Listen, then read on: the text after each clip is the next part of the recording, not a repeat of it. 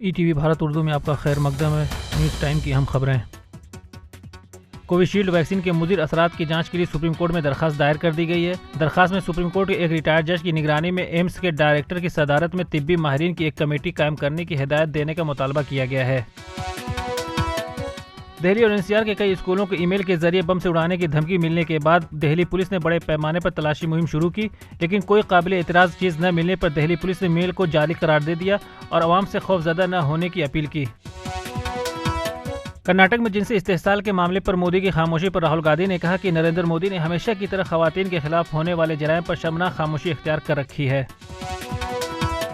کرناٹک فحش ویڈیو معاملے کی تحقیقات کرنے والی خصوصی تحقیقاتی ٹیم SIT نے ملزم پرجول ریونا کو نوٹس جاری کر کے 24 گھنٹے کے اندر تفتیش میں شامل ہونے کو کہا ہے۔ وہیں ملزم پرجول ریونا نے تفتیش میں شامل ہونے کے لیے 7 دن کا وقت مانگا ہے۔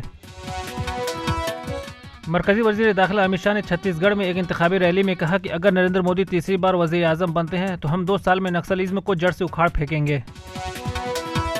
نیشنل کانفرنس کے نائب صدر عمر عبداللہ نے اننت ناگ راجوری لوک سبھا کے الیکشن کو مؤخر کرنے کو ایک سوچی سمجھی سازش قرار دیتے ہوئے کہا یہ الیکشن BJP کو فائدہ پہنچانے کے لیے مؤخر کیا گیا ہے۔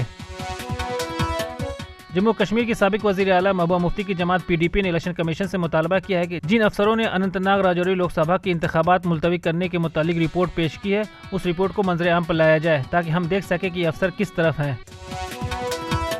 سلمان خان کے گھر کے سامنے فائرنگ کرنے والے 4 ملزموں میں سے ایک ملزم انوج تھاپر نے ممبئی پولیس کی کرائم برانچ کے لاک اپ میں خودکشی کر لی۔ ایک امریکی ویب سائٹ نے پنجابی گلوکارہ سدھو موسے والا کے قتل کے کلیدی ملزم گولڈی برار کو امریکہ میں گولی مار کر ہلاک کرنے کا دعویٰ کیا ہے۔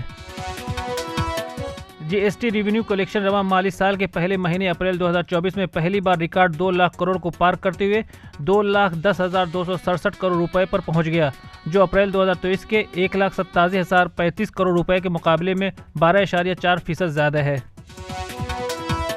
اقوام متحدہ کے سیکریٹری جنرل اینٹونیو گوٹریس نے کہا کہ رفح پر اسرائیلی حملہ ہمارے لیے ایک اور ناقابل برداشت اضافہ ہوگا جس سے ہزاروں شہریوں کی مزید ہلاکتیں ہوں گی، جہاں پہلے ہی بہت بڑی تعداد میں لوگ مارے جا چکے ہیں اور لاکھوں کو ایک بار پھر نقل مکانی پر مجبور کیا جائے گا۔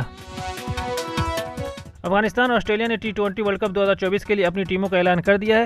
افغانستان اپنی 15 رکنی ٹیم کی کمان راشد خان کو سونپی ہے، جبکہ آسٹریلیا نے مچل مارش کو ٹیم کا کپتان مقرر کیا ہے۔ خبروں کی تازہ اپڈیٹس کے لیے لاگ ان کریں www.etvbharat.com۔